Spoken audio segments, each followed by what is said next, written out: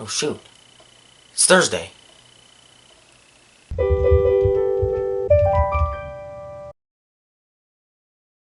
Hello everyone, this is allLogarithmsEqual with a lesson on a very fascinating string of digits that I would like to show you. The string itself is the following.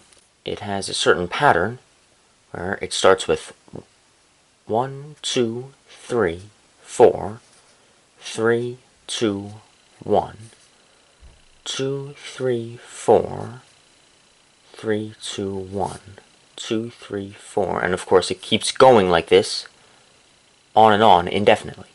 Here's a special property of this particular string. We can in fact divide it into adjacent substrings, or parts, such that the digits in the nth part sum to exactly n. So allow me to demonstrate. It becomes clear, once we draw in these barriers of separation, that the digits in each part sum to that part's index. So the first four parts have only one digit, namely 1, 2, 3, and 4. And then we have the fifth entry, for which 3 plus 2 equals 5. And that's the sum of that entire part. Then in the sixth entry, we have 1, 2, 3, so obviously the sum, 1 plus 2 plus 3, equals 6.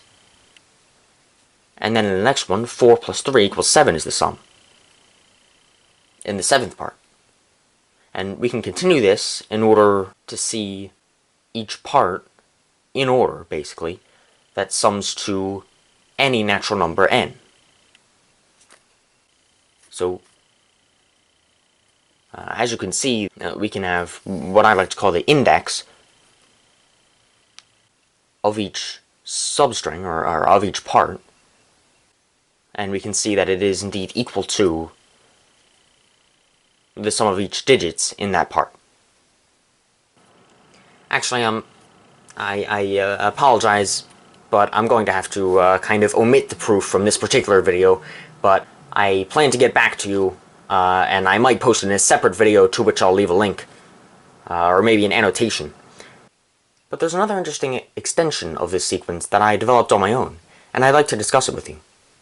A natural question that arises is, can we do this same action, separating the sequence into parts indefinitely, so that the sum of the digits in the nth part equals n, in a similar sequence? Say, 1, 2, 3, 2, 1, on and on and on forever.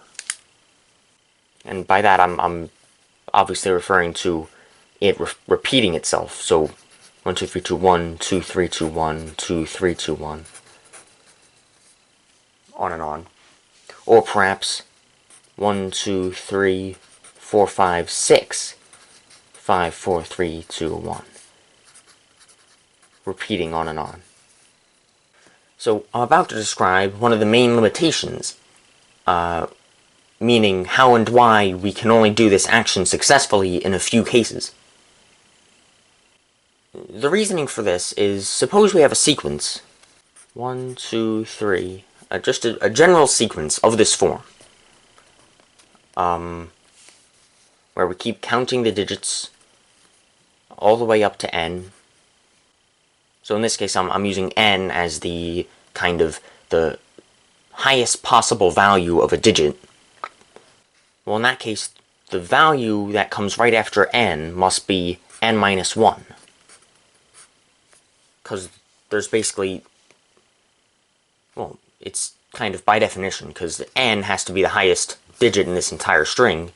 So once we get up to n, we need to come back down, assuming we're starting at 1. So n minus 1, n minus 2 is the next sort of digit that we'll be counting. And then n minus 3, and we keep, the point is we're counting downward at that point, because we already hit our maximum value, so to speak, with n. So we keep going down now, and that's until we finally reach to 1 again. We go back down to 1, and then 2, 3, and we keep going back up. And we keep doing that, again, indefinitely, for as long as we care to extend it. This is our general string, where I am assuming that it's of the form where 3 is less than or equal to n, and ideally n is less than or equal to 9, just because that kind of simplifies things in our analysis. This reasoning might also extend to if n is a 2-digit or 3-digit number, but I haven't quite given that as much thought. I'm not quite sure, because then of course we get the rather odd case where we count up to, you know, say 9, 10, and 10 is 2 digits, so it might work differently. But at least for these cases, we know that the first n substrings can be constructed by separating the first n digits, since these are simply the numbers 1 through n. So basically what I'm saying is we can, you know, in the notation I started with, we can essentially separate the 1 from the 2, the 2 from the 3 from the 4, and keep doing that all the way up to n. We know for sure, pretty much, that those are the first n substrings, or parts, or whatever word you want to use. Just because, you know, they are the ones that automatically fill the requirement of having, you know, the sum of the digits in each part being equal to the index. Well, you know, the sum of all these digits is just 1, sum of all these digits is 2, sum of all these digits is 3. We keep doing that. And it's as simple as that for the first n parts. However, right after this step, we need to divide the string starting with n-1, n-2, etc. in order to get a sum that is equal to n plus 1. Because it's the n plus 1th part in this entire string that we're dividing. So the question is, can we do that? You know, can we subdivide that string of digits starting with n-1 and n-2 in order to get that sum as we need it to be?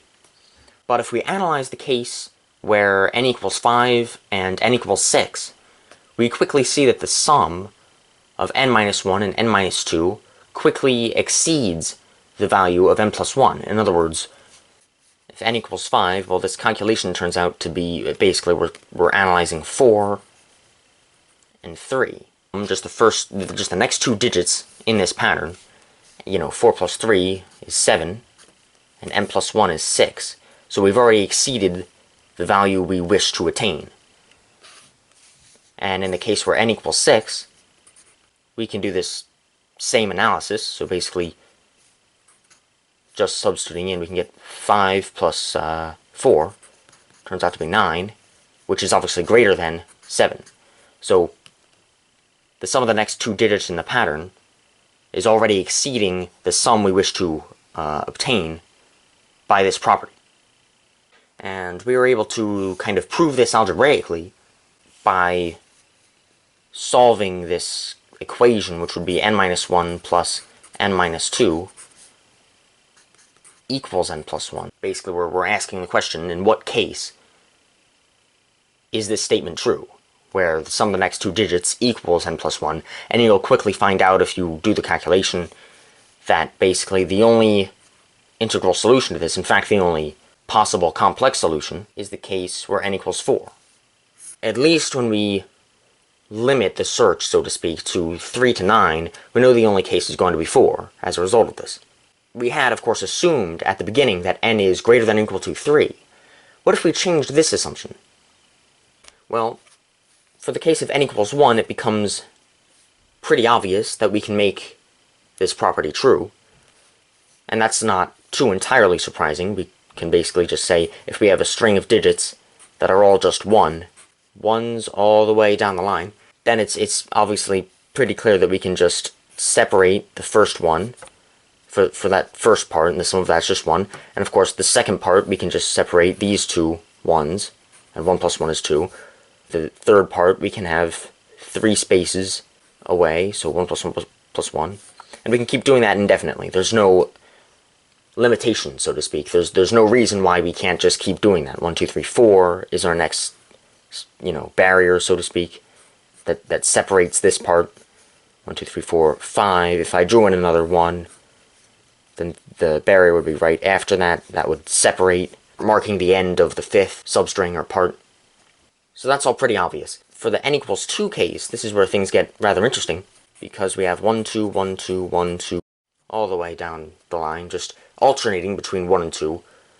And assuming we start with 1, this may or may not surprise you, but it is provable, in fact, that this sequence also satisfies the property. So let me show you. just to make it even clearer, I'll have the index for each part right below it. But what you'll find is that for every index that is a multiple of 3, we have a substring that starts with 1 and has k pairs of the pattern 1, 2.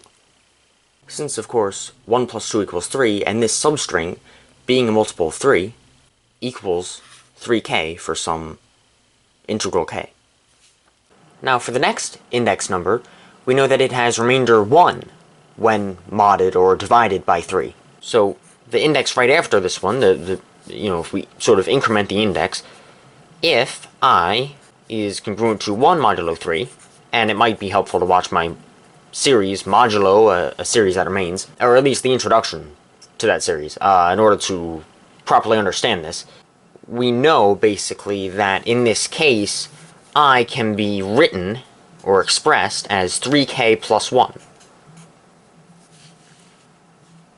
That's the index number, of course. So the total sum of the digits in that part must be equal to 3k plus 1 for that same integer k. That is some integer. And so for this reason, the substring continues from the previous one, and because it continues directly on from, k pairs of 1, 2, well, what we just ended with in the last part is a 2. So the next one must be a 1. So it's going to be starting with 1, and then it'll be followed by k pairs of 2, 1. And so for that reason, hopefully I zoom in on this section here. Basically, if I is equal to 1 modulo 3, then we know it's equal to 3k plus 1, and this all matches up because it's, it's a 1 followed by k pairs of 2, 1, and of course 2, 1, 2 plus 1 is 3.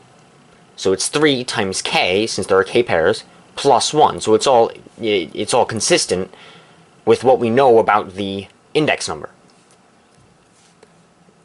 And for the next index number, it has remainder 2 when modded by 3. So it's 2 modulo 3. It's equal to 2, or congruent to 2 modulo 3, so to speak. And bear in mind that the last sequence ended in a 1, of course. So again, using a kind of reasoning, it's almost like induction, in a sense. This index number, which has remainder of 2, starts with that very number, 2, because we just ended with a 1. And we'll actually have, again, k pairs of 1, 2. Because, of course, I equals 3k plus 2.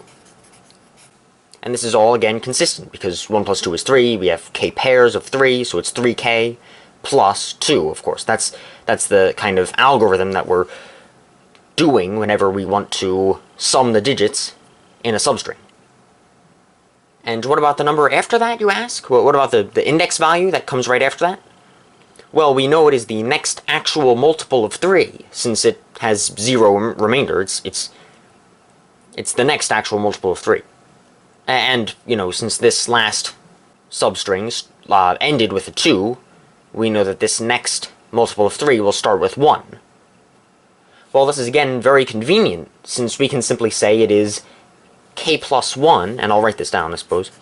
So if I is the next index after this one here that we described in the general case, if it gives a remainder of 2 modulo 3.